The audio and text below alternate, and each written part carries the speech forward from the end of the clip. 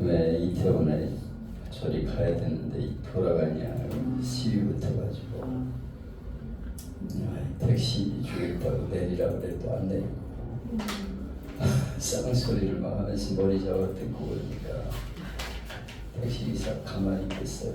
그래가지고 그냥 일단 데리고 가가지고 두들겨 패고 막 이런 상황이 벌어졌습니다. 이런 일들이 많이 있어요. 성질 때문에 피해를 당하기도 하고 심지어는 죽기도 하죠.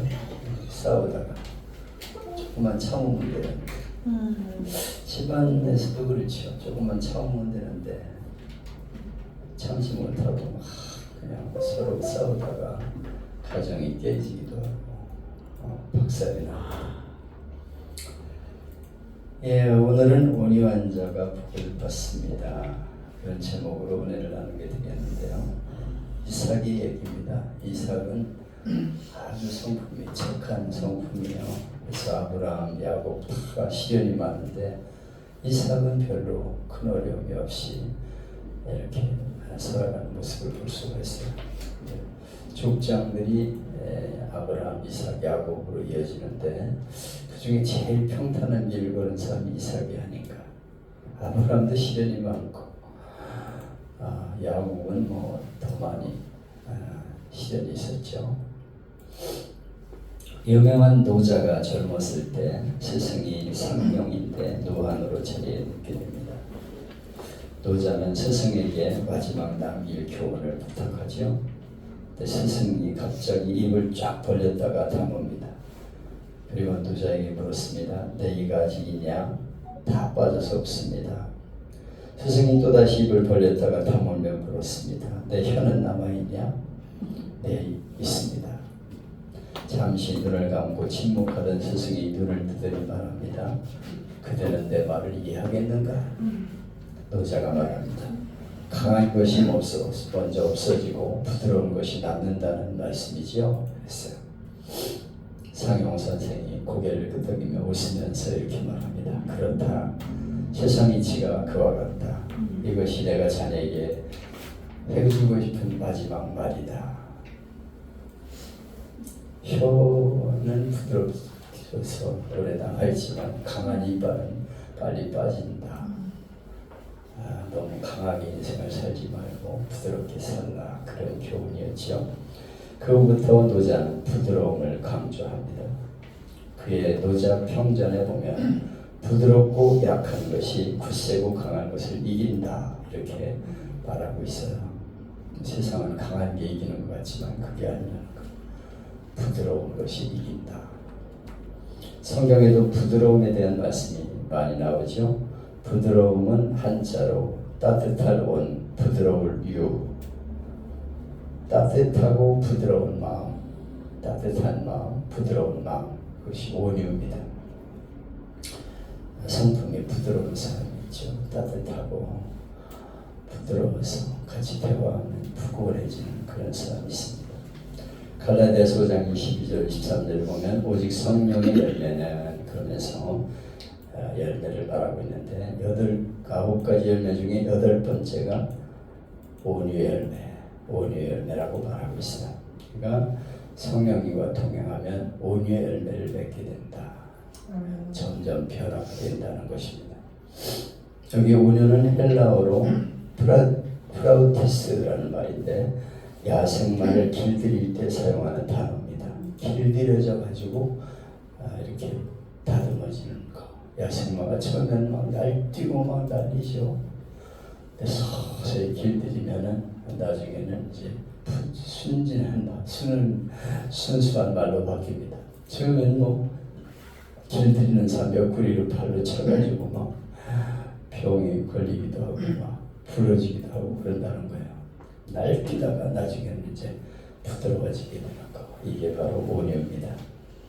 그러니까 우리가 야생마처럼 거칠고 난폭한 성품이었는데 예수를 믿고 부드러운 성품으로 바뀌게 되는 거. 이것이 성경이 말하는 온유입니다.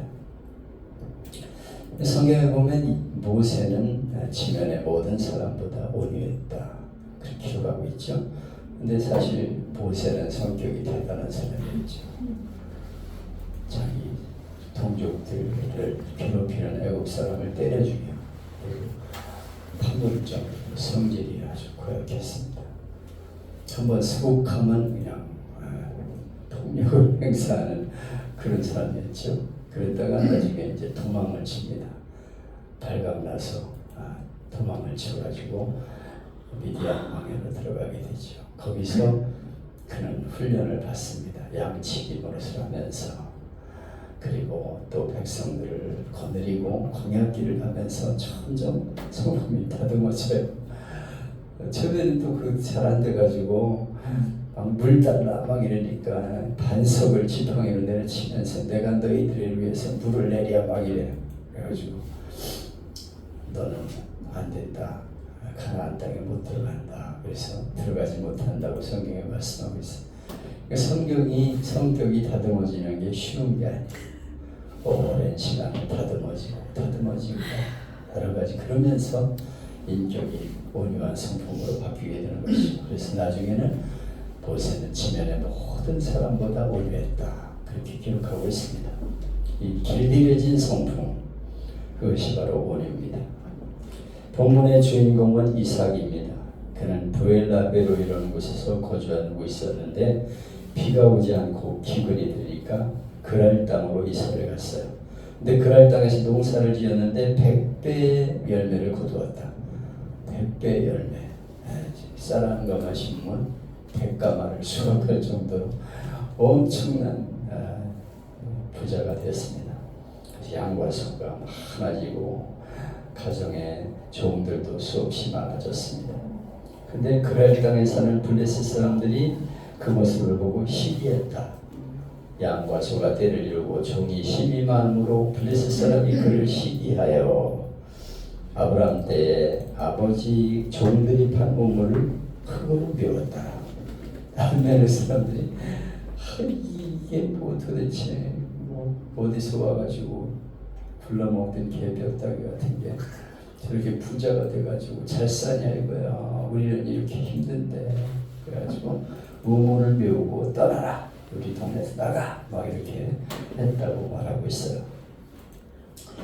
이삭이 사용한 우물은 아버지 아브라함이 판 우물입니다. 근데도 블레셋 사람은 자기 마음대로 우물을 메우고 떠나라 이렇게 요구했습니다. 이 물이 귀한 지방에서 이렇게 떠나라 하고 우물을 메우는 건 선전포고입니다. 근데 이삭은 안 싸워요. 화도 내지 않습니다. 그는 조용히 그곳을 떠나서 골짜기로 들어가 또 다른 우물을 파고 또 다른 우물을 파고 나중에 5번이나 이동을 해요. 나중에는 넓은 곳에 가서 우물을 파니까 더 이상은 안 괴롭혀요. 그래서 르호봇이라고 하나님이 나를 넓게 하셨다. 넓은 장소로 옮겨주셨다. 이렇게 고백하는 것을 보게 됩니다. 이삭은 다툼이 있을 때마다 조용하게 처리를 했어요. 뭐 어쩌고 그러면서 막 종들을 시켜가지고 싸우고 그러지 않았습니다. 우물을 뺏는 블레셋 사람에게 5번이나 양보를 하고 온유하게 행동을 했죠. 근데 하나님이 그 모습을 보셨어요. 그래서 23절, 24절을 보면 이삭이 거기서부터 브엘세바로 올라갔더니 그 밤에 야훼께서 그에게 나타나 이르시되 나는 내 아버지 아브라함의 하나님이 두려워하지 말라. 내 종 아브라함을 위하여 내가 너와 함께 있어 네게 복을 주어 네 자손이 번성하게 하리라. 아멘. 브엘세바로 이사한 날 하나님이 나타나셔서 두려워하지 마라. 내가 너와 함께 하겠다. 네 자손에게 복을 주겠다. 이렇게 약속하십니다. 번성하게 주겠다. 이렇게 약속하셔요. 마태복음 5장 산상수훈을 보면 예수님이 온유한 자는 복이 있나니 그들이 땅을 기업으로 받을 것이며 온유한 자가 땅을 기업으로 받는다. 잘 된다는 거예요. 누가 복이 있습니까? 강한 자가 복이 아니고 온유한 자가 복을 받는다. 부드럽게 따뜻한 마음으로 대하는 사람이 복을 받는다. 이서구와의 우리가 잘 아는 해와 바람의 이야기가 있죠. 해와 바람이 서로 힘세다고 자랑하다가 내기를 하게 되죠. 지나가는 나그네에 오이투를 벗기는 자가 이긴다. 그랬어요. 먼저 바람이 나서서 막 나그네 의투를 벗기 위해서 그냥 광풍을 막 몰아쳤습니다. 근데 나그네가 의투를 더 움츠리고 꽉 하고 위험이니까 뭐 벗을 수가 힘으로 걸리려고 했더니 안 되는 거예요. 그래서 아예 포기다. 나는 안 되겠다. 이번에 해가 났었죠. 따뜻한 햇빛을 나그네에게 싹 내리 쏘이니까 나그네가 땀이 나니까 자기 스스로 벗어.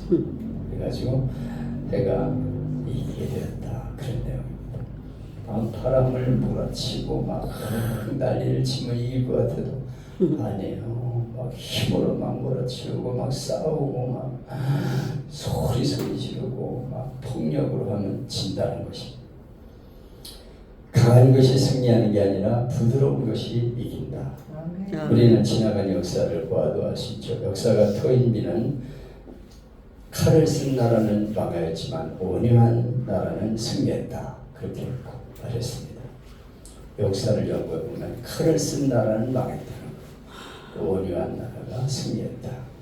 역사의 연구가입니다. 생물학 시간에 약육강식, 적자생존, 자연도태라는 말을 많이 해서 보죠. 그래서 강한 자가 살아남는다. 힘이 없는 것은 먹히고 만다. 쓰러진다. 결국 이런 말을 했어요. 근데 그것은 틀린 말입니다. 깊이 연구하면 파충류에 속하는 맘모스, 공룡은 다 사라져버리고 말았어요. 그렇지만은 아주 약해 보이는 짐승들은 살아남습니다.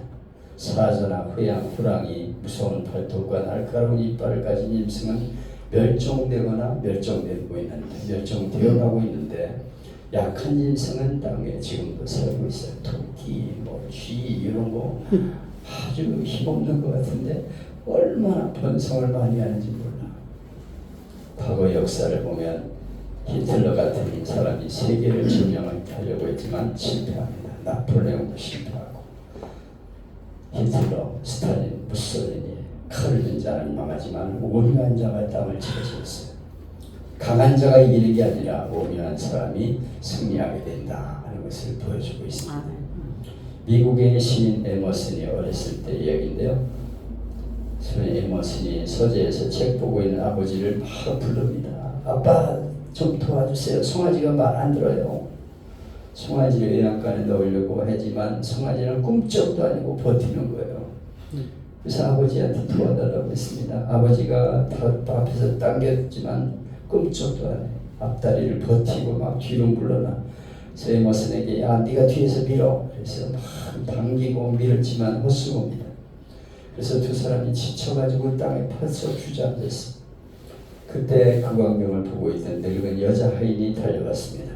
그녀는 자기 손가락을 송아지 입에 물려주면서 빨으라고 이렇게. 그러니까 송아지가 빨아먹는 거예요, 손가락을. 그러자 이 하녀가 뒷걸음을 치니까 송아지가 아무 저항 없이 따라가서 외양간으로 들어갔다. 그때 에머슨의 머릿속에 깊이 박힌 것은 힘으로 하는 게 아니고 온유하면 승리하는구나. 부드러운 게 이기는구나 하는 것을 깨닫게 되었다. 여러분 우리는 세상에서 강자가 이기는 것처럼 생각할 때가 많아요. 내가 저걸 가만 안 둬 그러면서 싸우고 막 이래요.